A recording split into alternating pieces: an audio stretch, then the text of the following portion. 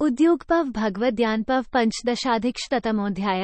राजा ययातिका गाल्व को अपनी कन्या देना और गालव का उसे लेकर अयोध्या नरेश के यहाँ जाना। नारद जी कहते हैं, गरुड़ ने जब इस प्रकार यथार्थ और उत्तम बात कही, तब सहस्रों यज्ञों का अनुष्ठान करने वाले, दाता, दानपति, प्रभावशाली तथा राजोचित तेज से प्रकाशित होने वाले संपूर्ण नरेशों के स्वामी महाराज ययाति ने सावधानी के साथ बारंबार विचार करके एक निश्चय पर पहुंचकर इस प्रकार कहा। 1-2 राजा ने पहले अपने प्रिय मित्र गरुड़ तथा तपस्या के मूर्तिमान स्वरूप विप्रवर गाल्व को अपने यहाँ उपस्थित देख और उनकी बताई हुई स्पृहणीय भिक्षा की बात सुनकर मन में इस प्रकार विचार किया। ये दोनों सूर्यवंश में उत्पन्न हुए दूसरे अनेक राजाओं को छोड़कर मेरे पास आए हैं। ऐसा विचार कर वे बोले। 3-4 निष्पाप गरुड़, आज मेरा जन्म सफल हो गया, आज मेरे कुल का उद्धार हो गया और आज आपने मेरे इस संपूर्ण देश को भी तार दिया। 5 स्खे, फिर भी मैं एक बात कहना चाहता हूं। आप पहले से मुझे जैसा धनवान समझते हैं, वैसा धन संपन्न अब मैं नहीं रह गया हूं।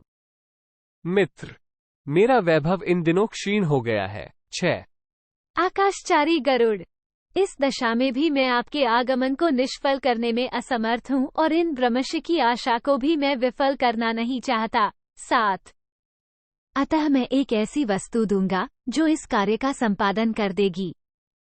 अपने पास आकर कोई याचक हताश हो जाए तो वो लौटने पर आशा भंग करने वाले राजा के समूचे कुल को दग्ध कर देता है। 8 विनत्यानंदन, लोक में कोई दीजिए कहकर कुछ मांगे और उससे ये कह दिया जाए कि जाओ मेरे पास नहीं है, इस प्रकार याचक की आशा को भंग करने से जितना पाप लगता है, इससे बढ़कर पाप की दूसरी कोई बात नहीं कही जाती है। 9 कोई श्रेष्ठ मनुष्य जब कहीं याचना करके हताश एवं असफल होता है, तब वो मरे हुए के समान हो जाता है और अपना हित न करने वाले धनी के पुत्रों तथा पौत्रों का नाश कर डालता है। 10 अतः मेरी जो ये पुत्री है, ये 4 कुलों की स्थापना करने वाली है।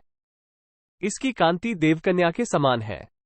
ये संपूर्ण धर्मों की वृद्धि करने वाली है। 11 गालव, इसके रूप सौंदर्य से आकृष्ट होकर देवता, मनुष्य तथा असुर सभी लोग सदा इसे पाने की अभिलाषा रखते हैं, अतः आप मेरी इस पुत्री को ही ग्रहण कीजिए। 12 इसके शुल्क के रूप में राजा लोग निश्चय ही अपना राज्य भी आपको दे देंगे। फिर 800 श्यामकर्ण घोड़ों की तो बात ही क्या है। 13 अतः प्रभु, आप मेरी इस पुत्री माधवी को ग्रहण करें और मुझे यह वर दें कि मैं दोहित्रवान नातियों से युक्त हूँ।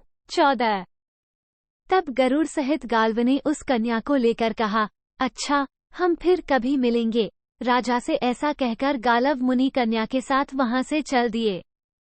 तदनंतर गरुड़ भी यह कहकर कि अब तुम्हें घोड़ों की प्राप्ति का ये द्वार प्राप्त हो गया, गाल्व से विदा ले अपने घर को चले गए। 16 पक्षीराज गरुड़ के चले जाने पर गालव उस कन्या के साथ यह सोचते हुए चल दिए कि राजाओं में से कौन ऐसा नरेश है जो इस कन्या का शुल्क देने में समर्थ हो। वे मन विचार करके अयोध्या में इक्ष्वाकुवंशी नृपति शिरोमणि महापराक्रमी हर्यश्व के पास गए, जो चतुरंगिणी सेना से संपन्न थे। 18 वे कोष, धन, धान्य और सैनिक बल सबसे संपन्न थे।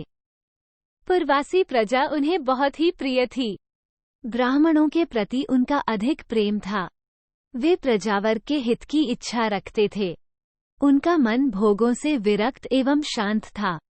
वे उत्तम तपस्या में लगे हुए थे। 19 राजा हर्यश्व के पास जाकर विप्रवर गाल्व ने कहा, राजेंद्र, मेरी यह कन्या अपनी संतानों द्वारा वंश की वृद्धि करने वाली है। तुम शुल्क देकर इसे अपनी पत्नी बनाने के लिए ग्रहण करो। हर्यश्व, मैं तुम्हें पहले इसका शुल्क बताऊंगा, उसे सुनकर तुम अपने कर्तव्य का निश्चय करो। 20-21 इति श्री महाभारते उद्योगपर्वणि भगवद्यान पर्वणि गाल्वचरिते पंचदशाधिकशतमोध्याय। 115 इस प्रकार श्री महाभारत उद्योग पर्व के अंतर्गत भगवद्यान पर्व में गाल्व चरित्र विषयक 115वां अध्याय पूरा हुआ। 115